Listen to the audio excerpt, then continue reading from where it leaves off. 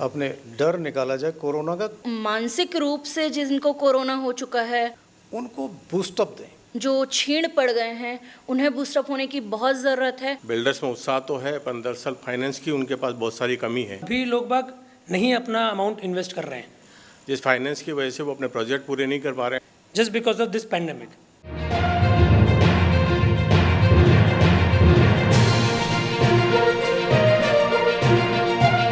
तो आज का विषय है कोरोना काल के बाद बाजार कैसे उठे, क्योंकि एक साल कोरोना काल की शुरुआत हो चुकी थी और एक साल पूरा होने को आया है और इस वक्त जो कई सेक्टर्स हैं वो ज़मीन पे आ चुके हैं। आम आदमी की जो होप थी वो ख़त्म हुई थी उस वक्त, अब दोबारा से उम्मीदें चालू हुई हैं। उन उम्मीदों को पंख कैसे लगे, बाज़ार में एक आम आदमी के पास पैसा कैसे आए, व्यवसायी किस तरह से रोटेशन को घुमाए, उन्हें उन तक पैसा कैसे पहुँचे, सरकार की क्या क्या नीतियाँ हैं जो इस पूरे चीज़ों को उठाने में कामयाब होती हैं। हमारे साथ एक्सपर्ट मौजूद हैं जिनका परिचय आपसे करवा देता हूँ। इसके साथ में जो आप कैमरा आप देख रहे हैं वो दीपक शर्मा जी मेरे साथ ही आपके साथ हैं ही। आप केपी सिंह जी हैं, आप सेवानिवृत्त अधिकारी हैं आरटीडीसी के। आप मोनिका पटेल जी हैं, आप व्यवसायी हैं, साथ में ब्यूटिशियन और दूसरी जो हैं उनमें आपका अच्छा दखल रहा है। और आप रघुवीर सिंह जी हैं, रघुवीर सिंह जी रियल एस्टेट में एक जाने माने नाम हैं, इनका दूसरे क्षेत्र हैं उनमें भी कारोबार है। और सबसे बड़ी बात फाइनेंस की तो सीए मनीष अग्रवाल जी हमारे साथ हैं। आप भी अपने जो राय है वो बेबाक तौर पर रखेंगे।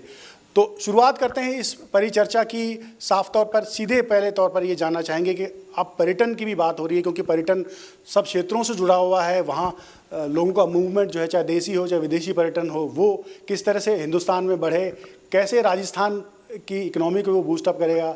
आप ही से जानना चाहेंगे सिंह साहब कि क्या अब पर्यटन को बढ़ाने का वक्त आ गया, जब टीका भी आ गया, अब पर्यटक क्यों नहीं आ रहा है? पर्यटक नहीं आने का कारण, सबसे बड़ा कारण तो है कि अपनी पब्लिसिटी इस तरह से नहीं हो पा रही है, क्योंकि हमारे पास में अब वैक्सीन भी आ गई है, वैक्सीनेशन होना शुरू भी हो गया है, सारी चीज़ें। इसकी पब्लिसिटी अपने को ऑल ओवर करनी चाहिए, इंडिया ही नहीं बाहर भी करनी चाहिए। बाहर से बहुत से कंट्रीज़ ऐसे हैं जहाँ से फ़्लाइट्स अभी आ ही नहीं रही हैं, तो बाहर की कंट्रीज़ में बहुत ज़्यादा हमें फ़ायदा नहीं होगा। पर अपना जो लोकल टूरिस्ट है, लोकल मेरा कहने का मतलब है पैन इंडिया में जो है अपने को मार्केटिंग करना चाहिए कि अब कोरोना ख़त्म हो चुका है, उनके मन से डर निकालना चाहिए।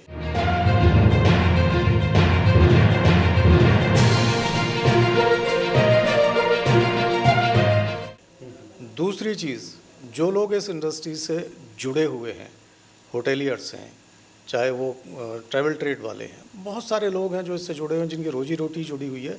वो बहुत सारे लोगों ने अपने बिजनेस खड़े किए थे लास्ट ईयर की, भाई आगे बूम आएगा, हम ये करेंगे वो करेंगे।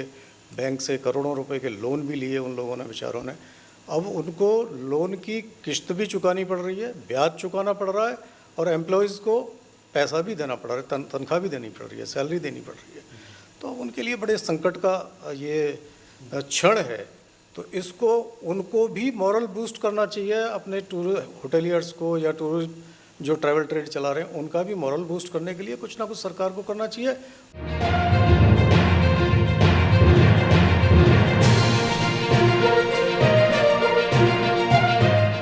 संकट का क्षण है और इस वक्त बहुत ज़्यादा मदद की ज़रूरत है। आप रियल एस्टेट से जुड़े हैं, रियल एस्टेट एक बहुत बड़ा मार्केट है जो पूरी इकोनॉमी को बूस्टअप करता है। आपको क्या उम्मीदें लग रही हैं कि क्या अब चीज़ें हैं जो वापस पटरी पर आ पाएंगी? कोरोना अब ख़त्म होने की वजह से बिल्डर्स में उत्साह तो है, पर दरअसल फाइनेंस की उनके पास बहुत सारी कमी है।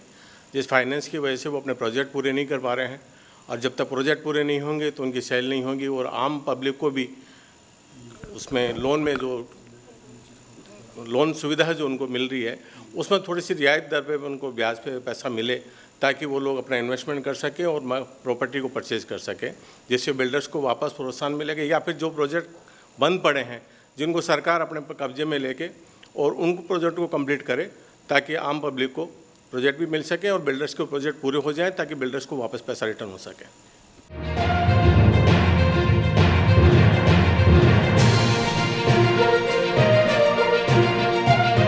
साफ तौर पर सीधा जुड़ा हुआ है फाइनेंस कैसे आएगा, पैसा कैसे आएगा? अग्रवाल साहब क्या देखते हैं आप, कैसे आएगा पैसा? पैसा आने का तो ये है कि सरकार कुछ अपनी नीतियों में ला सकती है कुछ बदलाव, जिसकी वजह से पैसा आए। अब उसके लिए तरीका होता है कि हमने देखा जो बजट इस बार माननीय वित्त मंत्री साहिबा ने जो दिया इस बार, तो उन्होंने ये इनका जोर ये था कि हम लोग जो है टैक्स रेट में कमी ना करके खर्चे में बढ़ोतरी कर रहे हैं। देखिए क्या होता है कि किसी भी देश की ग्रोथ के लिए दो तरीके होते हैं, या तो हम जो है उसके अंदर टैक्स के थ्रू लोगों को बेनिफिट्स दें, या फिर हम बाज़ार में पैसा डालें। अब पैसा डालने के 2-3 तरीके होते हैं। पहला क्या कि जो गवर्नमेंट अपने एक्सपेंसेस करती है, कैपिटल एक्सपेंसेस जो करती है, उसमें इंक्रीमेंट लाए। दूसरा, गवर्नमेंट लोगों की परचेजिंग कैपेसिटी बढ़ाए। अब परचेजिंग कैपेसिटी बढ़ाने के लिए इंटरेस्ट रेट बहुत मैटर करती है चीज़, तो वो इंटरेस्ट रेट को इन्होंने कम करा हुआ है अभी भी एट प्रेजेंट, सो दैट कि people go to the market and they purchase and they invest in the real estate also. Because क्या हो रहा है कि अभी लोग बाग नहीं अपना अमाउंट इन्वेस्ट कर रहे हैं just because of this pandemic.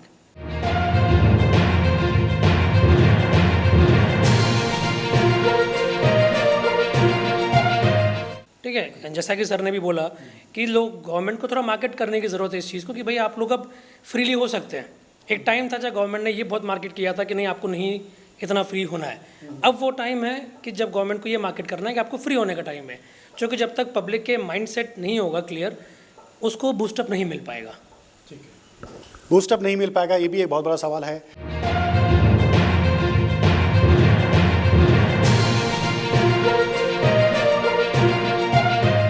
आप इसको किस तरह से देखती हैं? कोरोना काल में घर का भी बजट जो था वो आधा रह गया था, और अब इकोनॉमी में भी बहुत सारा बूस्टअप की ज़रूरत है, इसमें महिलाओं के साथ साथ में एक व्यवसायी होने के साथ में आप इसको किस तरह से देखती हैं? क्या जो लघु उद्योग हैं या जो छोटे व्यवसाय हैं या जो रोज़मर्रा की ज़िंदगी में काम आने वाले व्यवसाय हैं, उनको किस तरह से दिक्कतों का सामना करना पड़ रहा है? सबसे पहले तो मैं ये बोलना चाहूँगी कि अभी जो कोरोना काल में हुआ है, वो कोरोना महामारी से तो लोग निकल आए हैं, उसकी वैक्सीन्स वगैरह आ गई हैं, ठीक है, लेकिन जो मानसिक रूप से जिनको कोरोना हो चुका है, जो छीण पड़ गए हैं, उन्हें बूस्टअप होने की बहुत ज़रूरत है।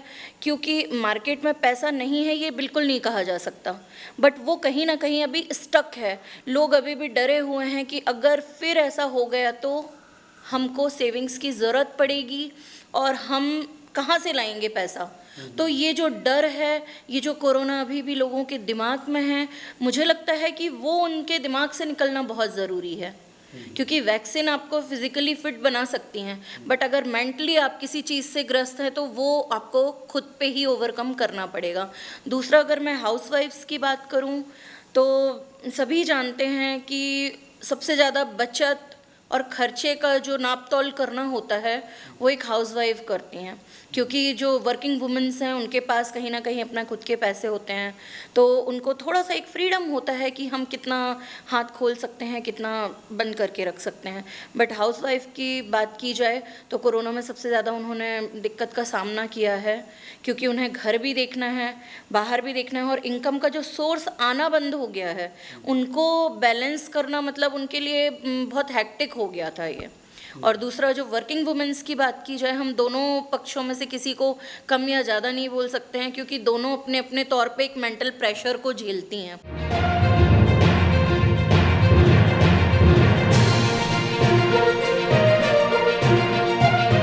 एक अब सबसे बड़ी बात यह है कि आखिर इसको पटरी पर लाया कैसे जाए।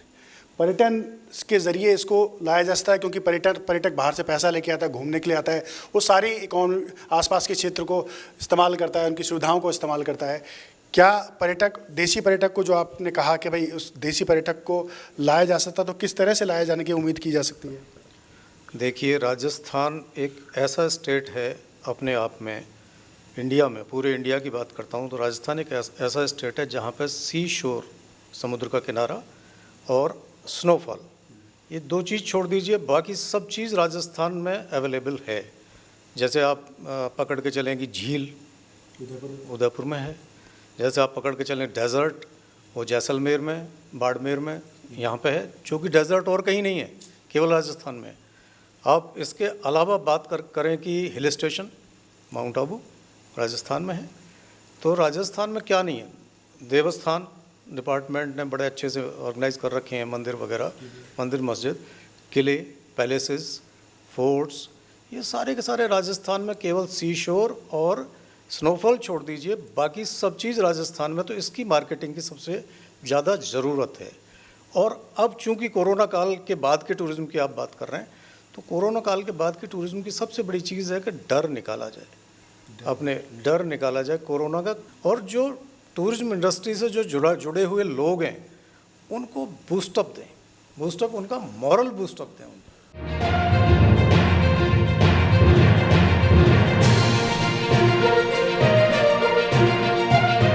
मॉरल बूस्टअप दें, डर निकालें। आप रियल स्टेट में आपको अभी अभी बजट नया पेश हुआ, उसमें आपको कुछ लगा कि बूस्टअप मिल सकता है, इकोनॉमी को कुछ बूस्टअप मिलता है, आप लोगों को कुछ जो वित्त का है या पैसे का है या लोगों का घर खरीदने की जो आदत है उसमें वापस से उछाल आ सकता है? नहीं, इसमें सबसे पहले तो जो डीएलसी की रेट जो गवर्नमेंट ने कर रखी है वो बहुत ज़्यादा देखते हुए, और दूसरा डीएलसी के साथ साथ में जो स्टाम्प ड्यूटी है अदर स्टेट से बहुत ज़्यादा है। जैसे महाराष्ट्र में चल जाओ तो 3% ही है, राजस्थान में आ जाओ तो 8-8.5% चल रहा है। तो अगर डीएलसी की रेट भी कम की जाती है और स्टाम्प ड्यूटी कम की जाती है तो ज़रूर इसमें प्रोग्रेस होगी और इसमें बढ़ोतरी हो सकती है। सही बात है। और अब आप किस फील्ड में, आप लघु उद्योग में इस तरह से क्या किया जाए, क्योंकि अभी कुछ टाइम पहले तो अति जो छोटे थे उनके ठेले वालों के लिए भी उन्होंने, प्रधानमंत्री जी ने 10,000 रुपये तक की स्कीम शुरू की थी। क्या ऐसी स्कीम महिलाओं के लिए या जो छोटे व्यवसायी हैं या लघु उद्योग हैं उनके लिए भी की जाने की आवश्यकता है? बजट में आपको क्या लगा कि भाई कुछ है जिसमें आप व्यवसाय को या महिलाओं को फ़ायदा हो सकता है? बिल्कुल, सरकार के तहत ऐसे कोई ना कोई नीतियाँ ज़रूर आनी चाहिए जिसमें सामूहिक रूप से और समान रूप से सबको मिल सके। और बिल्कुल वुमेन, अगर मैं इसमें बिलीव रखती हूँ कि अगर वुमेन बोलती हैं कि कंधे से कंधा मिला के चलना है तो हम वुमेन बन के और लाचार बन के कोई मुआवजे के लिए भीख नहीं मांगेंगे, लेकिन हाँ, समान रूप से जितना भी मदद हो सकती है तो सरकार को कुछ ऐसी नीतियाँ बनानी चाहिए जो सबके लिए मददगार साबित होनी चाहिए।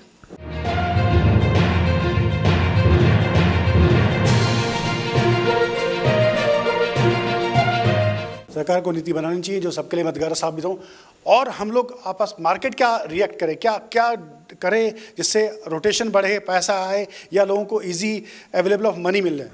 देखिए, उसके लिए लोगों को सबसे ज़रूरी है बाहर निकलें, और बाहर निकल के जो वो फ्री होकर के जितना परचेजिंग करना चाहते थे वो कर सकते हैं। उसके अलावा भी in terms of small businesses, micro businesses, government ने ऐसी स्कीम्स भी निकाल रखी हैं सो दैट उन लोगों को फंड की अवेलेबिलिटी हो सके। जैसे सर ने कहा कि भाई होटल वाले लोग बाग हैं जिनके पास में आज की डेट में किस्तें चुकाने के लिए पैसे नहीं थे, तो उसके लिए भी गवर्नमेंट ने जो मॉरिटोरियम स्टार्ट किया था या जो किस्तों का उसमें थोड़ा रिलैक्सेशन दिया था उसको और इंक्रीज़ हो सकता है अगर वो उसको ध्यान दें। तो आज की पोजीशन ये है कि लोग बाग इसके लिए स्पेंड कर सकते हैं मनी, उन्हें करना चाहिए, उन्हें रुकना नहीं चाहिए कि भाई अभी नहीं कर सकते, बट करना चाहिए। तो ये था आज का हमारा स्पेशल प्रोग्राम, कोरोना के बाद बाजार कैसे उठे। आपने हमारे एक्सपर्ट्स की राय जानी। अगली बार फिर एक नए विषय के साथ आपसे फिर मिलेंगे, तब तक के लिए नमस्कार।